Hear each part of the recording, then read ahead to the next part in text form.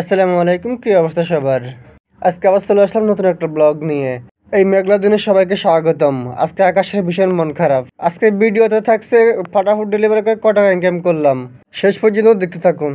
প্রথমে অর্ডার পেয়ে গেলাম কাচ্চিবাই মিরপুর 10। এই যে রেস্টুরেন্টের লোকেশন আর কাস্টমার লোকেশন দুটোই দেওয়া আছে কাস্টমার নাম সহকারে।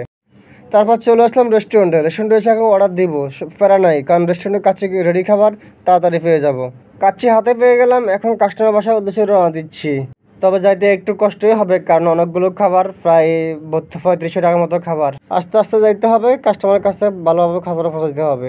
প্রথম অর্ডার ডেলিভারি দেওয়া শেষ, একটু সময় লাগছে, কাস্টমার বাসা ছিল না তো, সে আরেকজনের জন্য গিফট করছে। তারপর সেকেন্ড অর্ডার পেয়ে গেলাম বাঙালি বুঝ, কাস্টমার লোকেশন দেখি তো যে দিক থেকে দিয়ে ডেলিভারি দিয়ে আসছি সেদিকে আবার অর্ডার করছে। তারপর চলে আসলাম বাঙালি বুঝে, আগে ফোনে অর্ডার দিয়ে দিছি, যদি এখনো রেডি হয় না, কারণ এদের অনেক ভর্তা আইটেম তো। তারপর কিছুক্ষণ বসার পরে খাবার হাতে পেয়ে গেলাম, এখন সোজা কাস্টমার বাসার উদ্দেশ্যে রওনা দিচ্ছি।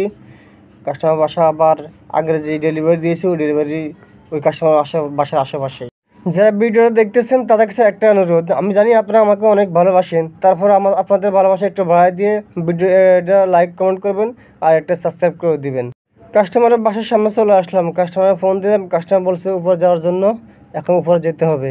কাস্টমারের বাসায় খাবারটা পৌঁছায় দিলাম, এখন চলে যাচ্ছি আমার গন্তব্যে, দেখি কোন দিক থেকে অর্ডার আসে। তারপর অর্ডার পেয়ে গেলাম পূর্ণিমা রেস্টুরেন্ট, কাস্টমার অ্যাড্রেস একবারই কাছে। পূর্ণিমাতে আসলাম, অর্ডার দিয়ে দিলাম, এখন একটু অপেক্ষা করতে হবে আমাকে। কিছুক্ষণ অপেক্ষা করার পর পূর্ণিমা খাবার পেয়ে গেলাম, কাস্টমার লোকেশন কাছে আসে, বেশি সময় লাগবে না। তারপর পেয়ে গেলাম আবারও সেই কাচ্চিবাই, এই কাস্টমার লোকেশন একটু দূরে আছে, আগেরটাতে দূরে আর কি। আবারও সেই চলে আসলাম কাচ্চিবাইতে, এখন আর সময় লাগবে না, এখন খাবার কম, যেহেতু রেডি খাবারও কম আছে, বেশি সময় লাগবে না।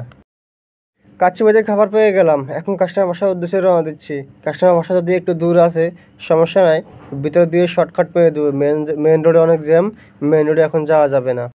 কাস্টমার লোকেশন চলে আসছি, এটা একটা স্কুল, কাস্টমার স্কুলের 5 তলায়। তারপরে অনেকক্ষণ গ্যাপ খাওয়ার পর প্রায় 2 ঘন্টার মতো বসেছিলাম, বসে থাকার পর ইন্ডিয়ান স্পাইসি পাইলাম। ইন্ডিয়ান স্পাইসিতে চলে আসলাম, যদিও এখন আমাকে বসে বসে ঘুমাইতে হবে, এছাড়া কোনো উপায় নেই, কারণ পিৎজা অর্ডার পেয়েছি, অনেক সময় লাগবে। অর্ডার দিয়ে দিলাম, এখন বসে বসে কী করতে হবে, অপেক্ষা করতে হবে, কারণ পিৎজা হতে একটু সময় লাগবে, প্রায় 30-40 মিনিট সময় লাগবে। তার মধ্যে আমাকে কী করতে হবে, বসে থাকতে হবে। আর যারা এতক্ষণ ধরে ভিডিওটা দেখতেছেন তাদেরকে অসংখ্য ধন্যবাদ। একটা লাইক, একটা কমেন্ট করবেন আর চ্যানেলটা সাবস্ক্রাইব করবেন। বাইরে ভাই বসে থাকতে থাকতে আমার ঘুমো ধরে গেছে। অবশেষে 40 মিনিট পরে খাবার পেয়ে গেলাম, এখন কাস্টমার বাসার উদ্দেশ্যে রওনা দিচ্ছি। কাস্টমার লোকেশন চলে আসছি, খাবার দিয়ে দিছি কাস্টমার এই শোরুমের ভিতরে উনি। তারপর অর্ডার পেয়ে গেলাম ইস্ট ইন্ডিয়ান ইটারি মিরপুর, এটা সম্ভবত একটা ইন্ডিয়ান রেস্টুরেন্ট।